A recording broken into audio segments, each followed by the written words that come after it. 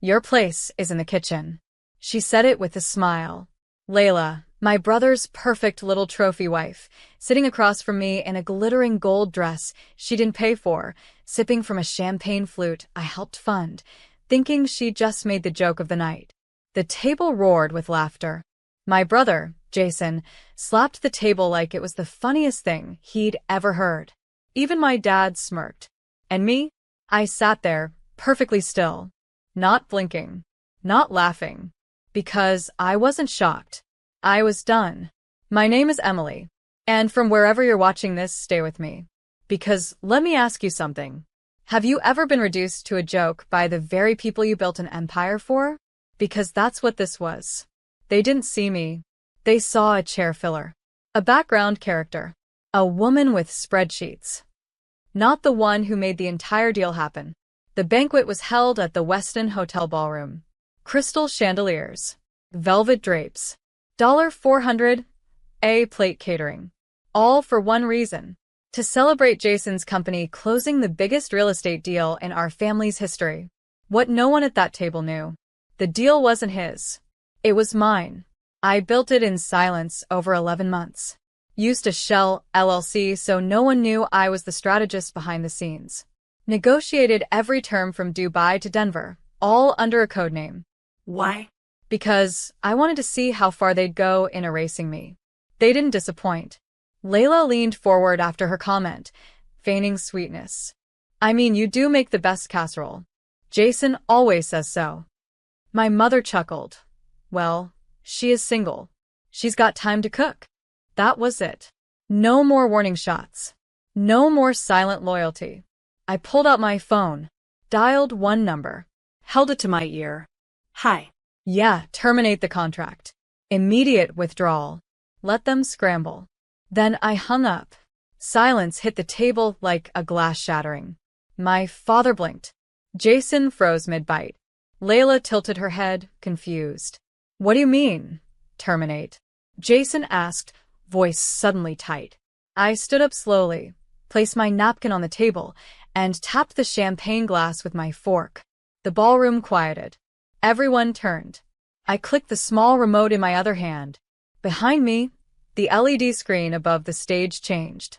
Jason's name disappeared. Mine appeared. Emily Blake, lead executive architect, Blake Holdings LLC. Below it, the title, The Mind Behind the Merger. Gasps rippled through the hall. Jason's business partner dropped his fork. A VP from New York stood up, stunned. Layla looked like she'd swallowed glass.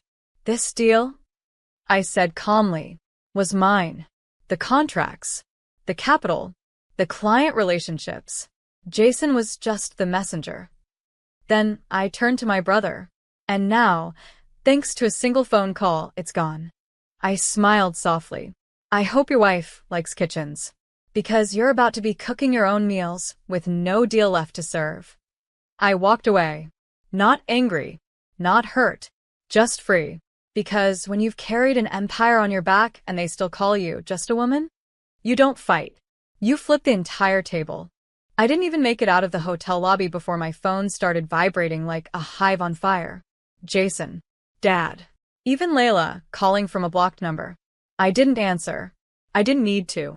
Because for the first time in my life, they were feeling something I knew intimately. Panic. The moment I stepped into the car, my assistant, Rachel, turned to me from the driver's seat with a grin. So, that went well. I exhaled slowly and stared out the window. 11 months of strategy unraveled in 11 seconds. Exactly how I planned it. See, this wasn't about just embarrassment. This was about a pattern, one I finally decided to break. For years, I'd been the smart sister, the organized one, the quiet achiever. Translation? The one they could dump tasks on, take credit for, and then shove into the background. My dad always praised Jason at family dinners like I wasn't sitting 2 chairs down with a master's degree and $100 million under management. Jason never once corrected him. And Layla? She loved making those side comments. Emily's great with paperwork. Emily doesn't need the spotlight. Emily's just not built for the front line. Right. Because I wasn't loud. I was lethal. And they never saw it coming. You're probably wondering why now. Why burn it all down at a public gala? Because the final straw wasn't business.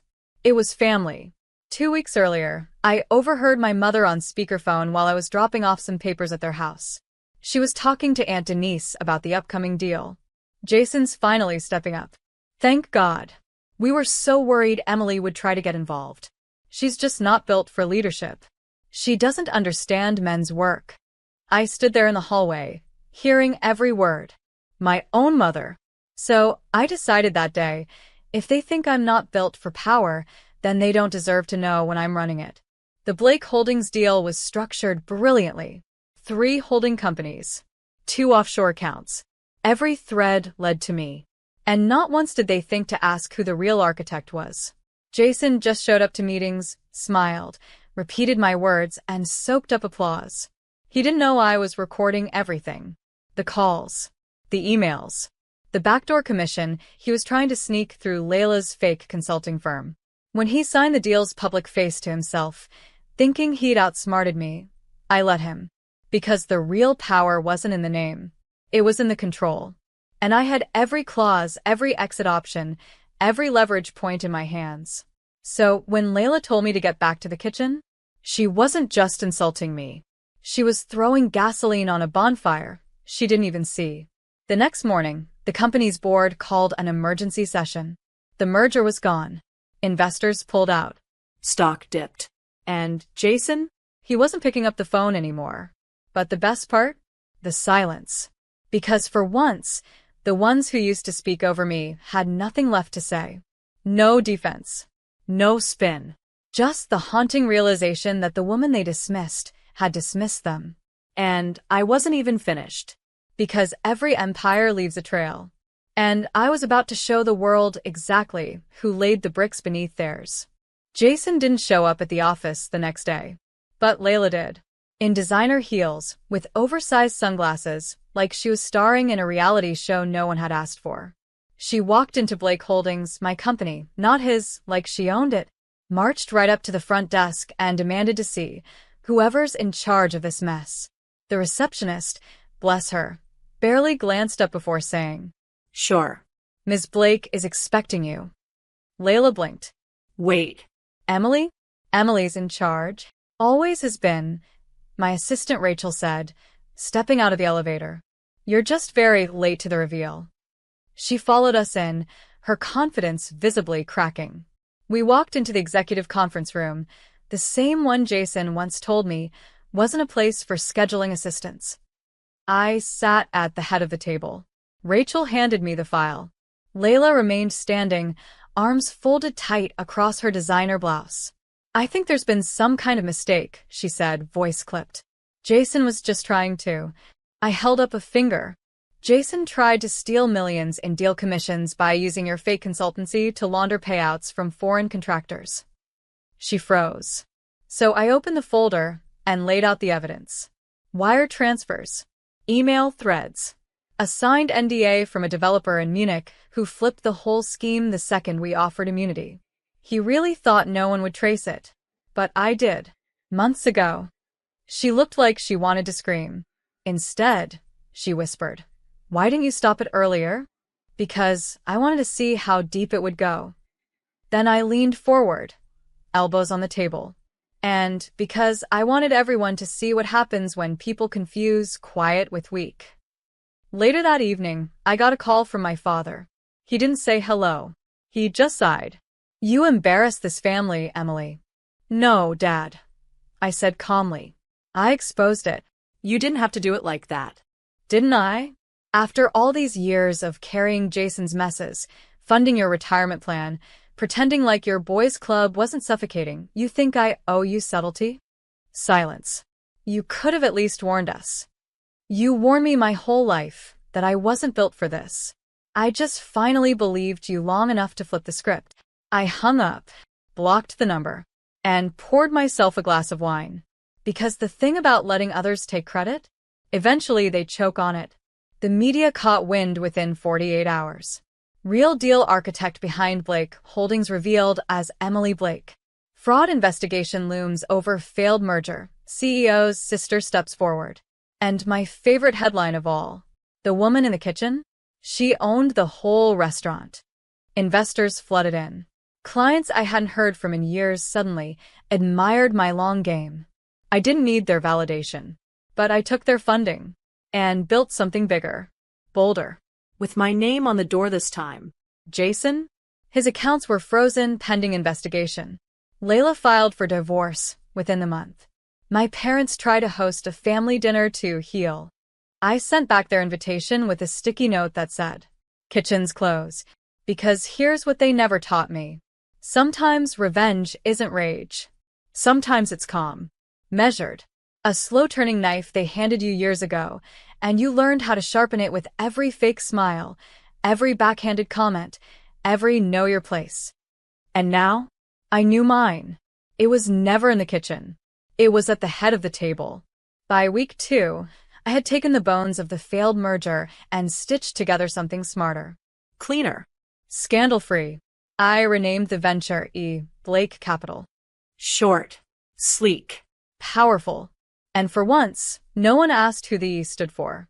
Because now they knew. The best part? The very same investors who once told me I was too academic, too cautious, or my favorite, too emotional to scale aggressively, were now practically begging for a seat at the table. I made them wait 3 weeks, then invited them to the new office launch with a note that read, "Only 1 seat available. Bring humility." Meanwhile, Jason had gone dark. His accounts? Frozen. His business license? Under review. His marriage? Over.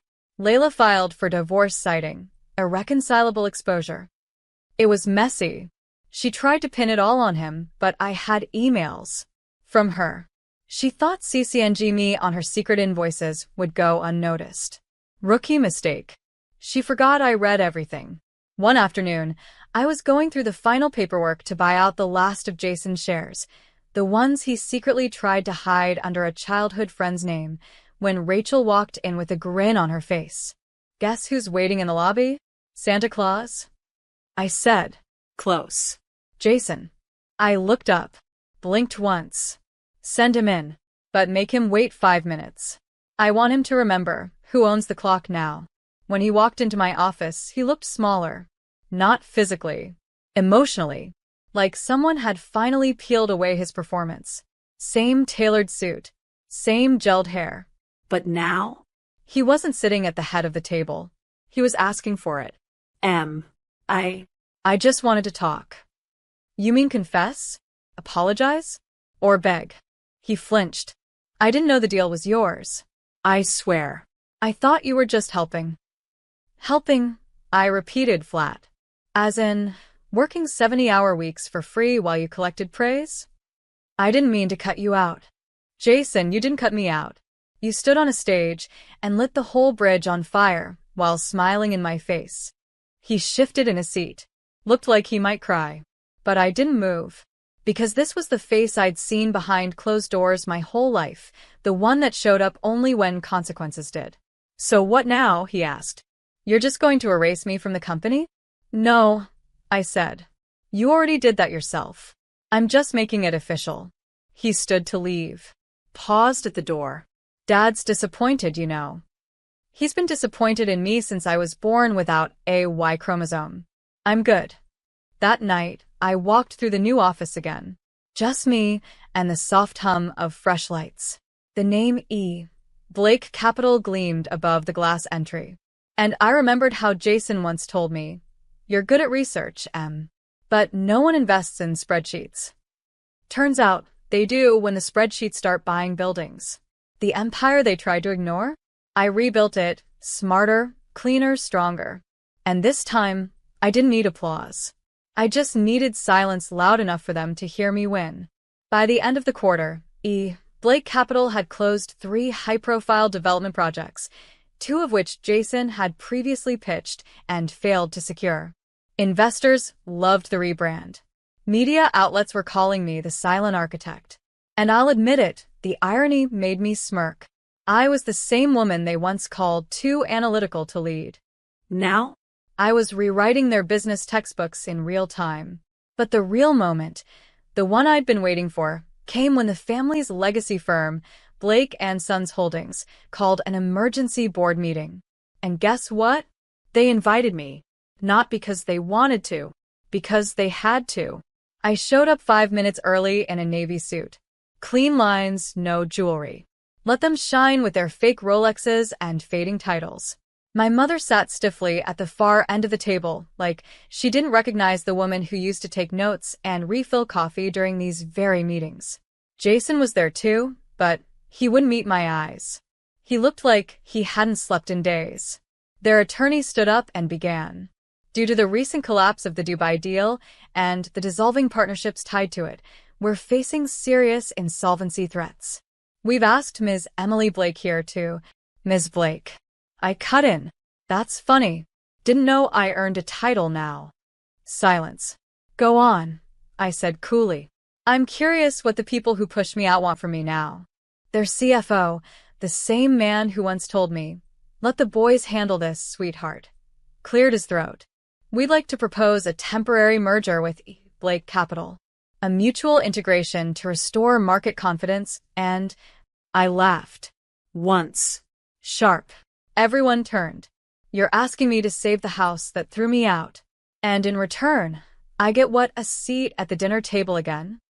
Emily, my father said sternly, this is your family. I locked eyes with him. Exactly. And that's why you never saw this coming. I stood up, opened my briefcase, and slid a folder across the table. Inside, a complete buyout offer. Signed. Funded. Legal. It wasn't a merger. It was a takeover. You have 2 choices, I said calmly.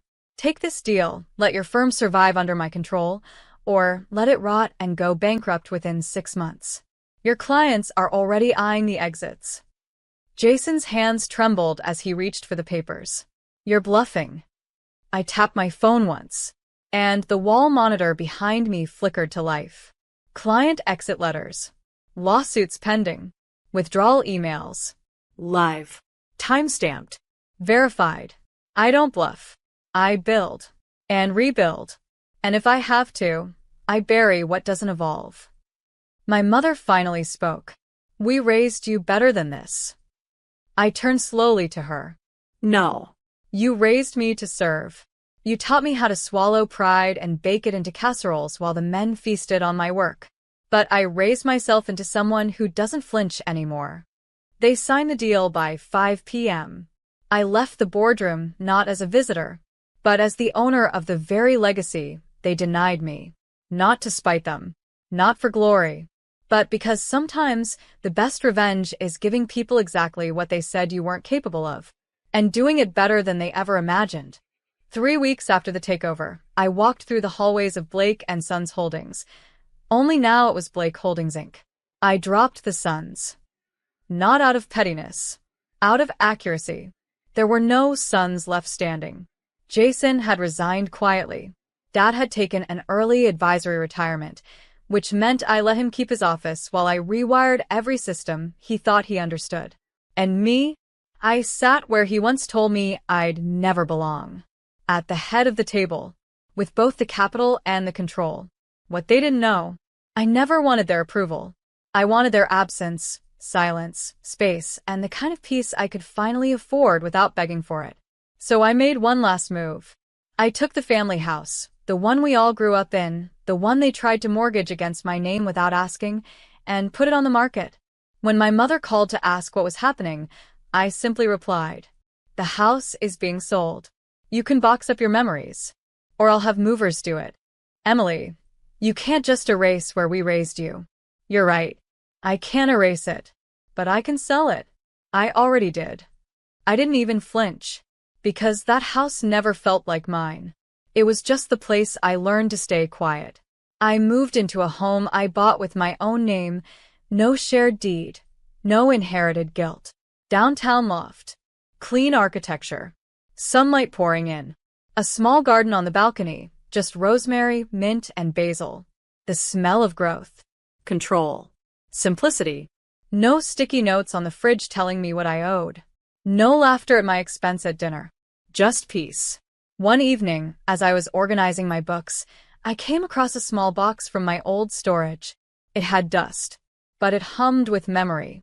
Inside, a note I'd written to myself when I was 19. If they ever make you feel small again, build something so big they have to use your name just to stay standing. I smiled. I had built it, and I didn't just use my name. I turned it into a standard. Then came the phone call I wasn't expecting. Jason.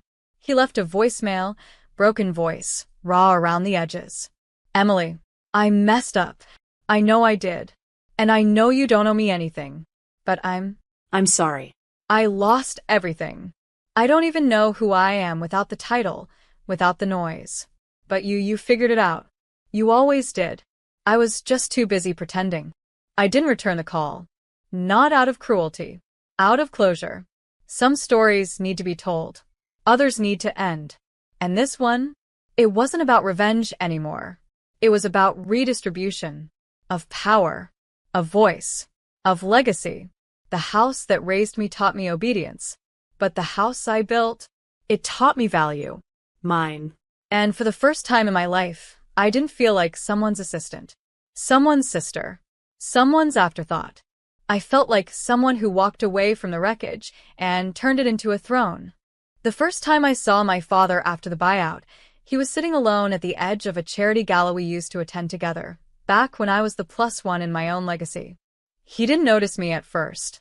He was thinner, quieter, wearing the same old cufflinks he used to boast about. The ones Mom gave him when Blake & Sons hit its first million. Now, he looked like a man clinging to past glitter, while the gold had moved on. I could have walked away, but I didn't. I walked right up, glass in hand, heels echoing through the marble. He looked up slowly. Emily. Dad. A beat passed. Not awkward, just inevitable. Did you really have to change the name? He asked. I didn't smile. I didn't flinch. Yes. Because there are no sons left. And the ones who built the empire were never listed on the front. He sighed, shoulders slumping like he suddenly felt his age. It's strange. You look so much like your mother when she was younger. But you move like no one we ever knew. Maybe because I had to move through everything you pretended wasn't broken. He didn't respond. Back at my table, Rachel leaned in with a quiet smirk. They're calling you the Storm and Heels online. I shook my head. Let them talk. I'm done explaining the thunder. We raised our glasses. I didn't toast to vengeance. Or to victory.